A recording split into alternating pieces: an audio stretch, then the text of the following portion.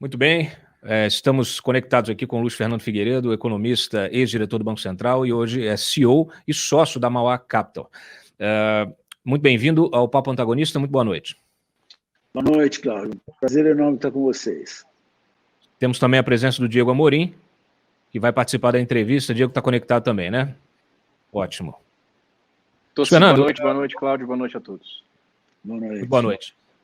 Para começar, nós tivemos aí uma manifestação agora no fim de semana, uma manifestação bastante contundente do mercado como um todo, né? Ex-diretores, ex-presidente do Banco Central, ex-diretores, banqueiros de uma maneira geral, economistas, grandes nomes do mercado, né? Que assinaram esse manifesto, fazendo duras críticas à gestão da pandemia e pedindo mudanças imediatas, urgentes. A minha pergunta, você chegou a assinar esse documento, você apoia, vamos dizer assim, toda a argumentação que foi colocada ali? O que você acha, como é que você vê essa situação? Desde que o documento está sendo feito, eu já apoio integralmente. Eu infelizmente, acabei não assinando, porque eu tive uma semana muito cheia de coisas e acabei não assinando, mas eu apoio integralmente o documento. Estou te ouvindo, eu entendi, perfeito. Deu uma falhazinha na conexão, mas vamos continuar aqui. O que você acha que foi a gota d'água? Porque, obviamente, a gente tem aí um ano de pandemia, já chegamos agora à cifra infeliz, a trágica cifra de 300 mil mortos, e passamos um ano nesta dinâmica meio fajuta, né? Fecha para lockdown, mas ninguém cumpre. Aí tem prefeitura que cumpre, tem outras que não, tem governo que segue, tem governo que não. Está o presidente da República passando... o ministro manda fazer alguma coisa, o presidente desmanda, troca ministro, a gente já está agora com um novo ministro que assumiu, inclusive, essa semana. É tudo muito caótico, né? Mas até então o mercado, vinha tentando navegar aí nessa situação, tentando precificar essas decisões, essas mudanças. O que você acha que foi a gota d'água? Olha, a meu ver, a gota d'água foi porque nós estamos numa segunda onda e nós entramos nessa segunda onda completamente despreparados. Estava absolutamente claro para quem acompanhava minimamente de perto todo esse processo, já em novembro, dezembro, que havia uma onda muito grande, já sabia da história do Amazonas, como a cepa nova, que é essa P1, que ela é 2 vezes mais contagiosa e ela pode trazer uma carga viral muito maior, ou seja, é um vírus muito mais perigoso e não é claro que a imunização natural, ela no final, para essa cepa, as pessoas são imunes de verdade. E o que as autoridades fizeram foi um negócio completamente meia-bomba para segurar essa onda que ia vir firme e forte. A consequência disso é que, a partir do final de ano, Réveillon, festas, e Carnaval, festas, e não ter sido fechada a Amazonas por algum tempo, o que acabou acontecendo é que essa cepa se espalhou no Brasil. Por exemplo, em São Paulo, deve ser, sei lá, 60%, 70% dos contágios são já dessa cepa nova, e a gente foi pego de calça curta. Mas como pego de calça curta? Depois de um ano. Na verdade, tanto o governo federal, quanto o municipal, como o estadual, eles têm sido um desastre. Eles só são reativos ao que acontece, nunca são proativos, um verdadeiro desastre. Então, esse manifesto é em função disso.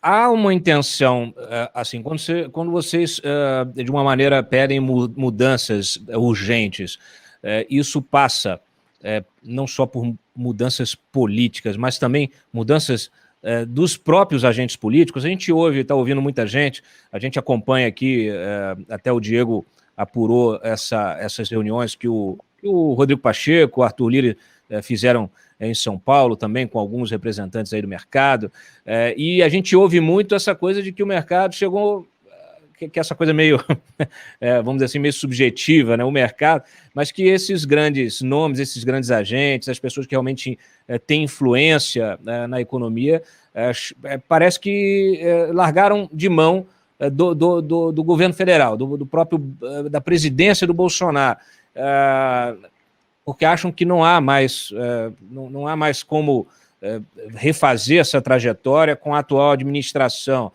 Muita gente já perdeu a fé no Guedes, né, que sempre vendeu muito para o mercado e entregou muito pouco. Como é que você vê isso? Dá para mudar ainda com os atuais, com o presidente atual, com o ministro, apesar de tudo, ou você acha que a coisa precisa avançar, o Congresso precisa ter coragem?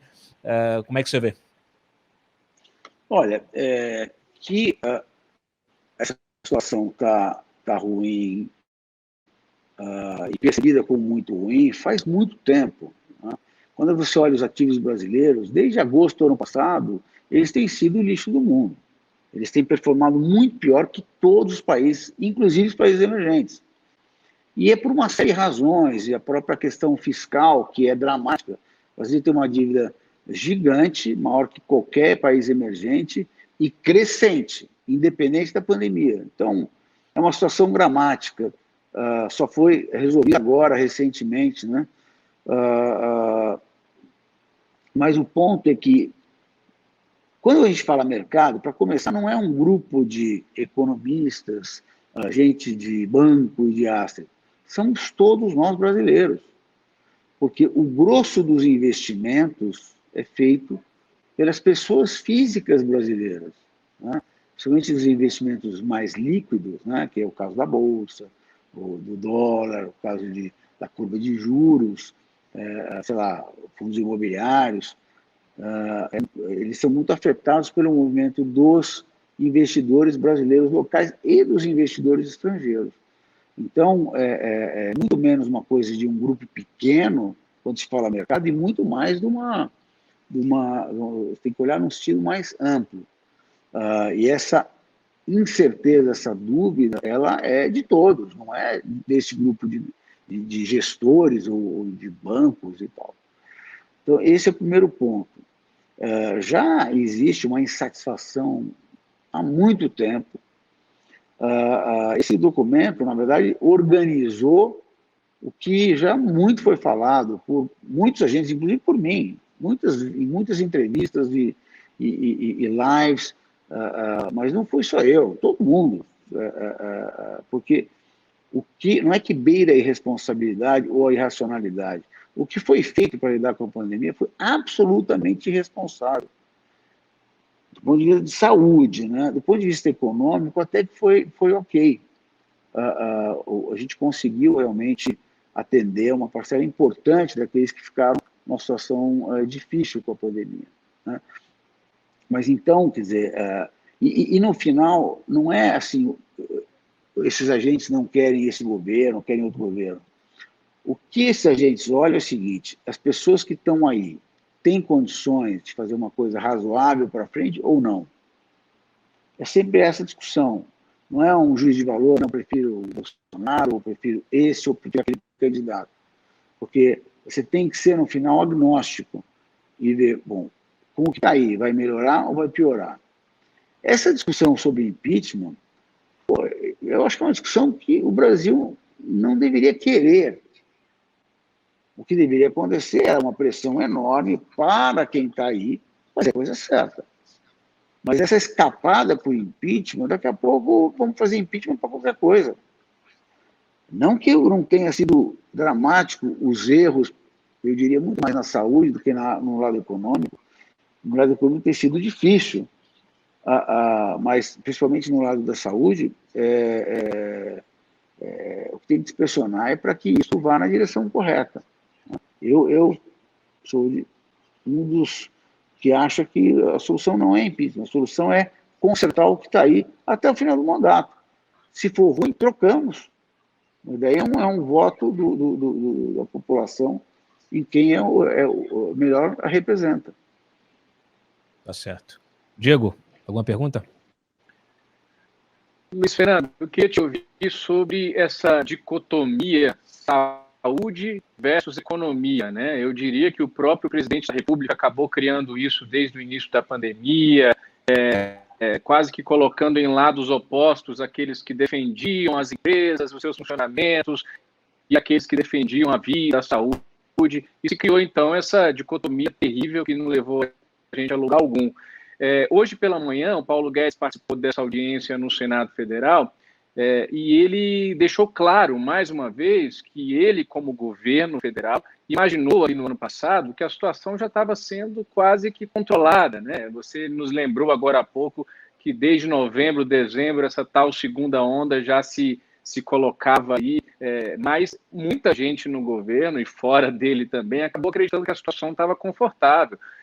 Nessa onda de pandemia que todo mundo dá palpite sobre tudo, teve até secretário do Guedes, economista, dizendo no ano passado que o Brasil não tinha a menor chance de ter uma segunda onda, como se ele fosse um especialista na área da saúde. Mas, enfim, estou dando esses exemplos para dizer como que a economia e a saúde foram ficando aí como coisas distintas. E aí eu pergunto para você a pergunta que tanto se faz: existe economia sem saúde? Dá para se pensar em economia, dá para se falar em atividade econômica com 300 mil mortes e mais de 3 mil mortes por dia, Luiz Fernando? Olha, obviamente que é uma situação, assim, absolutamente dramática, certo? Não dá para minimizar isso um milímetro. Mas existe, sim, uma preocupação, que eu acho uma preocupação real, não no Brasil, no mundo inteiro, de que você tem que tomar um cuidado quando você vai totalmente só para a saúde e não pensa, porque dependendo do que você fizer, se você parar muito e tempo demais, você provoca uma questão social que talvez traga mais mortes do que o próprio problema do Covid. Então, isso é uma questão real. Não é uma questão do Brasil, é uma questão real no mundo. Qual foi a solução que o mundo fez? Tá? A solução foi a seguinte: olha, no início parou tudo, fizeram um aperto mais forte, muito mais forte que o Brasil fez, em média, né? Daí o que eles fizeram? Uma ajuda gigante para a população e para as empresas, e foram começando a soltar na medida que a coisa melhorava. Quando começaram a ter vários surtos, se agia de maneira mais cirúrgica, ou seja, você não impactava todo o sistema. Então, assim, sei lá, por exemplo, se um estado brasileiro tem problema, não quer dizer que o outro estado deva parar, deva fechar, né? Talvez você tenha que segurar um pouco a comunicação de mobilidade entre esses estados. Mas o que você não pode fazer é parar tudo, porque se você parar tudo, o impacto é um impacto que não tem como segurar. Não, você pode gastar o que for, que você vai ter um problema social e, enfim, e no final, que vai acabar causando mortes, gigante. Então, a maneira que o mundo encontrou foi ser mais cirúrgico. Agora, nos momentos de mais aperto, ou perspectiva de mais aperto, apertava de vez, fechava de vez. Coisa que o Brasil não fez. Alguns estados acabaram fazendo, outros não, mas assim, quase que a gente não viu uma reação preventiva, porque você tem que ter uma ação que ela antecipe pelo menos 10 a 15 dias, no mínimo. Né? Então, o que acabou acontecendo é que, olha, veio essa segunda onda e, por exemplo, cadê os hospitais de campanha que tinham sido montados e desmontados? Não apareceram. Então, você, em alguns lugares, realmente chegou ao colapso. Se não é o colapso, é o quase colapso, né, do sistema de saúde. Que isso é inaceitável. Isso é total falta de planejamento.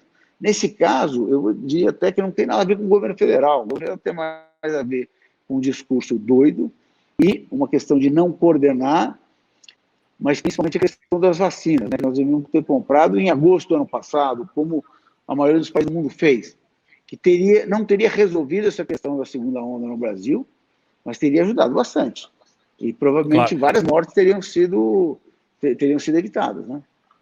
Nesse sentido, aproveito para te perguntar, há muita pressão, hoje inclusive tem até empresários bolsonaristas aqui em Brasília fazendo pressão, o Luciano Hang, eles estão fazendo pressão para que a iniciativa privada possa fazer essa aquisição de vacina por conta própria, distribuição, possa vacinar seus funcionários, grandes empresas, enfim, mas há pressão para que se flexibilize a lei, né? Porque a lei exige ali que você coloque 50% no setor público.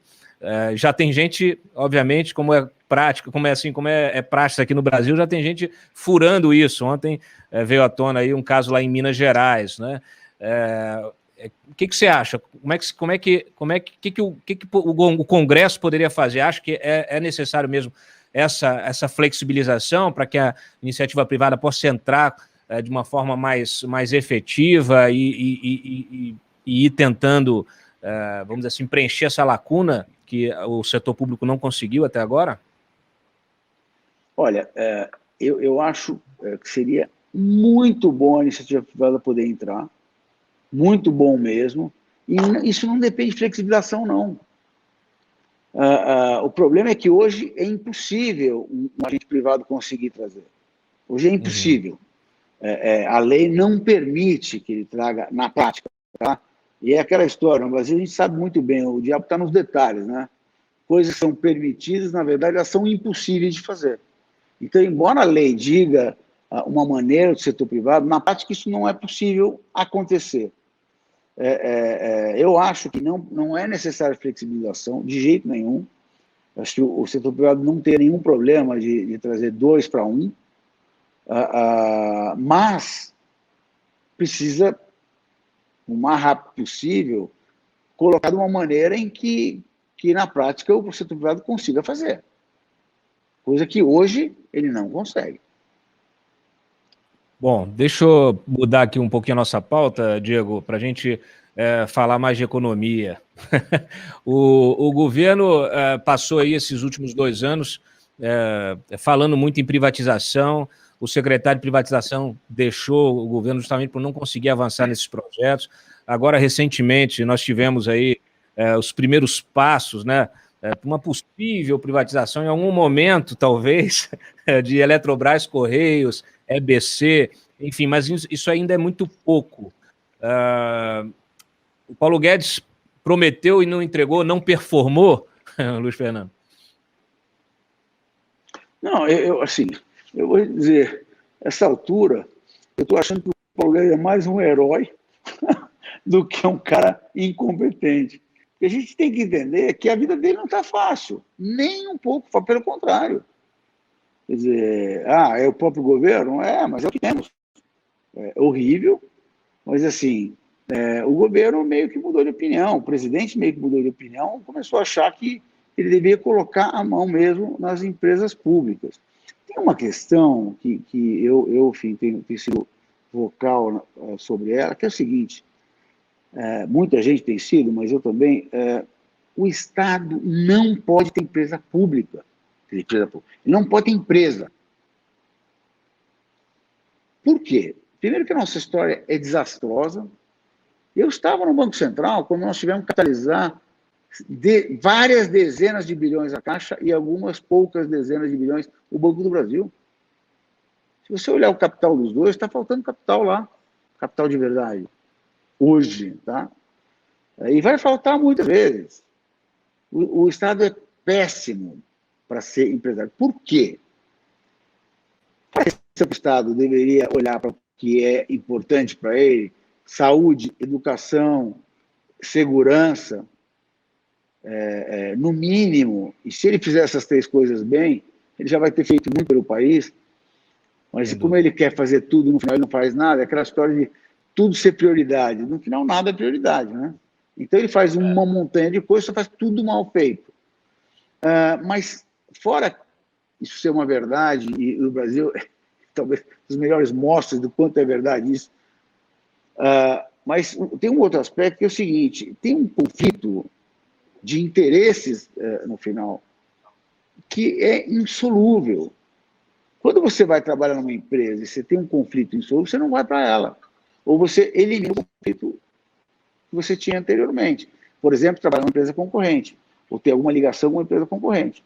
Isso é um conflito insolúvel. Não dá para você trabalhar numa empresa que é concorrente da outra, que você tem ligação. No caso das empresas estatais, o que acontece é o seguinte, como é que você vai falar para o governo que ele não tem que ter preocupação social? Não dá. Daí você fala, não, mas a empresa tem que cuidar do interesse dos seus acionistas. Óbvio, por definição. Agora, o seu acionista controlador, um dos interesses não é tanto ganhar dinheiro para a empresa, é ter um impacto social. Você fala, pô, pera um pouquinho. Claro, é isso mesmo, você está misturando acionistas que estão preocupados com o resultado, o desenvolvimento, a longevidade da empresa, com outro acionista que está preocupado em usar essa empresa, que pode ser no melhor sentido possível, inclusive, para ações sociais. Então, eu estou dizendo assim, não estou nem dizendo dos episódios que a gente teve, foram feitos, bem feitos. Isso é para provocar um desmonte de bons executivos das empresas estatais, tá? Já está provocando. Mas o que eu estou dizendo é que é um dilema insolúvel, um conflito insolúvel. Então tem que vender tudo. Coisa que esse governo, eu acho que nenhum governo até agora teve assim, punch para fazer. No final, o Brasil, na minha humilde opinião aqui, o Brasil adora cuidar das consequências e não cuidar das causas dos problemas que ele tem. Ele adora fazer isso. Hoje, o Brasil tem um Estado que é muito maior do que o país é capaz de aguentar. Nós estamos sendo sugados por esse Estado, e é um país que há 15 anos não cresce. Como é que você pode ter um país tão pobre que não cresce há 15 anos? Isso é não é que é um desastre, isso é um crime. E parece que está tudo bem. Porque em tese não é pobre também, né? Diego, alguma pergunta? Luiz Fernando, eu queria ouvir teu prognóstico aí sobre dois assuntos que estão latentes no Congresso, ainda em Brasília, e também para o mercado. Um deles é a agenda reformista, a tal agenda reformista. A gente viu aí o Arthur Lira e o Rodrigo Maia assumindo os seus mandatos no início deste ano, prometendo avançar com reformas como a administrativa e a tributária, mas a pandemia atrapalhou os planos do Congresso e deixou isso em banho-maria ainda mais. O outro assunto é a questão da inflação. A gente viu hoje aí o IPCA 15 mostrando que, de fato, essa estimativa de uma maior carestia está se confirmando. O Banco Central já começou a subir os juros na última reunião do Copom. Então, eu te pergunto, você acredita em reformas ainda neste governo? E que tipo de reformas? E qual é o teu prognóstico para a inflação no curto prazo, por favor? Vamos lá. Primeiro, sobre as reformas, né? Eu acho que sim. Eu acho que nós vamos ter reformas, sim. Não só porque o governo quer, mas porque a gente tem um Congresso que tem se mostrado bem reformista. Quer dizer, isso faz parte da agenda, faz parte da agenda do Congresso, as reformas, né? Independente até do governo. Vamos lembrar que a gente passou por um risco gigante recentemente da aprovação do orçamento e da PEC emergencial. E, no final, acabou saindo uma coisa bem razoável. Resolvemos nosso problema fiscal, melhoramos nosso problema fiscal? Não.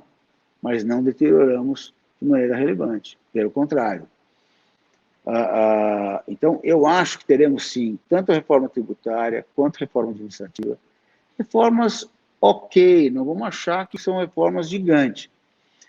O Brasil, ele vira e mexe, faz uma reforminha que não vai de nenhum lugar a lugar nenhum, né? A Previdência precisamos do quê? 5, 6, para sair alguma coisa decente? Eu não acho que vai ser o caso, mas assim, não dá para esperar muito dessas reformas. E outras coisas têm acontecido, né? Saiu o negócio do saneamento, o negócio do gás, que são coisas micro, saiu o negócio do Banco Central, a autonomia, mas elas são muito relevantes.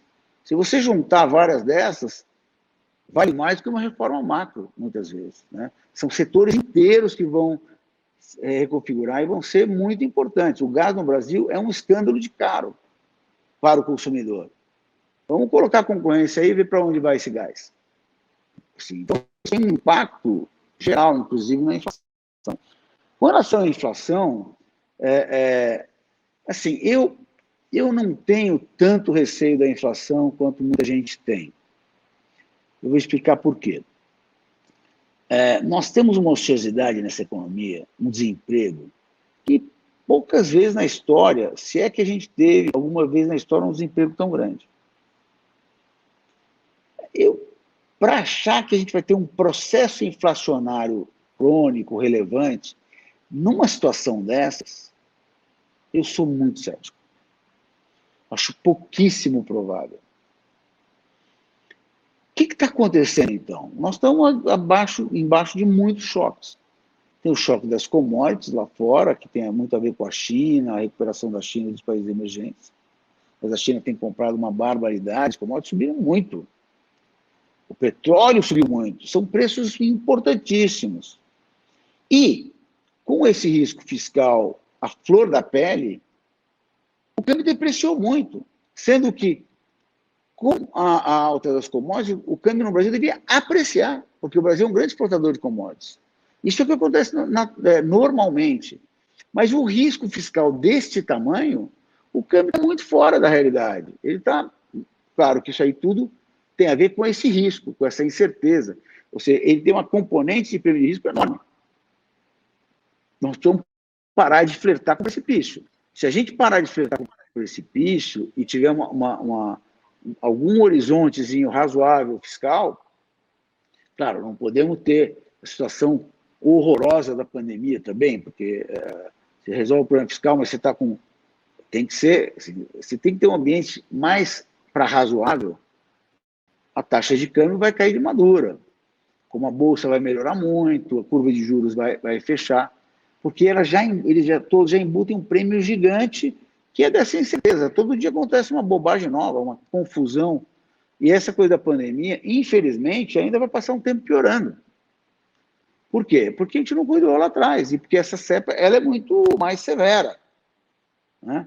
Então, mas é uma coisa de 1 a 3 semanas que essa curva vai voltar, e daí a gente vai para um momento mais de tranquilidade. Né? Quando você cuida dessa cepa e agora, finalmente, os estados e municípios estão fechando de vez, coisa que deveriam já ter feito lá atrás, a aflição não é só de saúde, mas é de perda de emprego, de outras empresas quebrando e por aí vai. Né? Então, assim, no final, a inflação ela subiu por conta de uma série de choques relevantes. O Banco Central fala do risco fiscal. E por conta desses riscos relevantes, dessa incerteza, as expectativas também subiram. Então, são duas coisas ao mesmo tempo. São preços relevantes que subiram, que são choques. O Banco Central não tem como afetar esses choques, a não ser se resolver essa questão fiscal. E, com isso, as expectativas também sobem. Então, ele começa a ficar uma situação mais desagradável. Por isso, ele tem que reduzir a excepcionalidade da taxa de juros tão baixa, que é o que ele está fazendo. Eu só queria, era justamente até para trazer o nosso espectador para entender que você está mencionando, você está fazendo referência aqui à decisão do Banco Central também ter aumentado os juros na semana passada, a Selic, né? Sim. Quando você está falando dessa inflação, de choques e tal, a gente... há algumas leituras de que você está vivendo uma inflação de custos, né? Não é uma inflação Sim. de alta de demanda, porque você não tem demanda, na verdade você tem um aumento de custos em função de uma série de questões, até desses problemas de atividade industrial em todo lugar. É nessa linha, né? Não, é exatamente isso. E o Banco Central, como é que ele consegue afetar os custos? Não tem como, ele não tem instrumento para isso. Claro. O instrumento é, de novo, atuar na causa dos custos, que nesse caso é principalmente, eu diria que 70% é respondido por essa fragilidade fiscal. Então, enquanto a gente ficar flertando com isso, não, então, nós estamos numa situação dramática, vamos gastar mais, vamos gastar mais. Não dá para brincar. E é uma questão que é o seguinte, você fala assim, não, mas precisa. Eu sou super favorável numa situação dessas ao governo ajudar. Agora, um governo que gasta nas 3 esferas 40% do PIB, não é possível esses 40% serem tão prioritários como essa situação da emergência. Assim, no mundo inteiro, até o Papa reduziu o salário dos cardeais. No Brasil, o funcionário público não pode. Nem funcionário público em geral, juiz, todo mundo não pode. Como assim? O país está, no mínimo, uns 30% mais pobre, todo mundo, e o gasto público tem que continuar congelado. É uma ilha da fantasia. E os lobbies... É uma ilha da fantasia. Os lobbies setoriais aqui no Congresso, para qualquer tipo de reforma, até da PEC emergencial, o pessoal aqui, a segurança pública, todo mundo se mete aqui para pressionar para poder fazer... Querendo o seu. Eu ouço muito, e tem setores que são piores, né? Eu ouço muitas críticas dentro da equipe econômica por causa do judiciário, que o judiciário assim, é absolutamente fechado a qualquer possibilidade de abrir mão de qualquer coisa, quer dizer, vira como se fosse vivesse num país à parte, né? Então, realmente, ao encontro que você está dizendo, não é fácil, não é simples. Por exemplo, não sei se a gente vai falar sobre isso, mas, assim, a decisão do Edson Fachin e agora da Carmen Lúcia, eles estão de brincadeira. Ele acha que o Brasil é uma grande piada. Essas decisões são absolutamente inaceitáveis. Não tem vírgula na lei ou no que for que dá 1 milímetro de razão para eles. É um absurdo. É um país das bananas. Eles estão lidando no Brasil. Eu acho que o Brasil tem uma população, os cidadãos brasileiros são ótimos. Mas o Brasil tem uma elite que é um horror.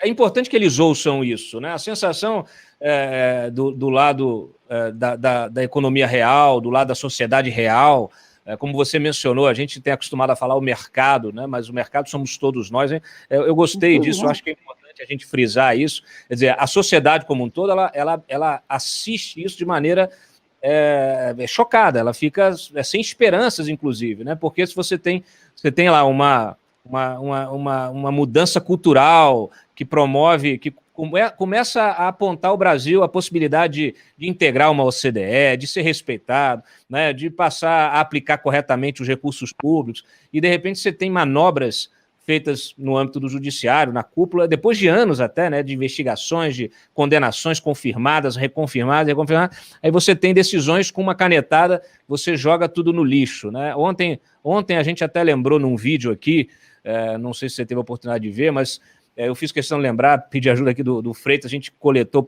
o Joel, o pessoal da equipe de São Paulo, a gente fez um vídeo de apresentação, de abertura do programa, coletando diversas manchetes dos últimos anos, 10, 20 anos, de dezenas de operações de combate à corrupção, de combate à lavagem de dinheiro, operações que foram feitas pelo Ministério Público, com apoio da Polícia Federal, que você teve prisões, teve condenações, e depois STJ ou STF arquivando tudo, jogando tudo no lixo, quer dizer, anos de trabalho, dinheiro público, né, envolvido nessas operações, dinheiro público envolvido no julgamento desses casos, na tramitação desses processos, e depois isso tudo sendo rasgado e jogado no lixo pelo STF, pelo STJ. A gente vê as manchetes, são dezenas de operações, dezenas e dezenas e dezenas de operações.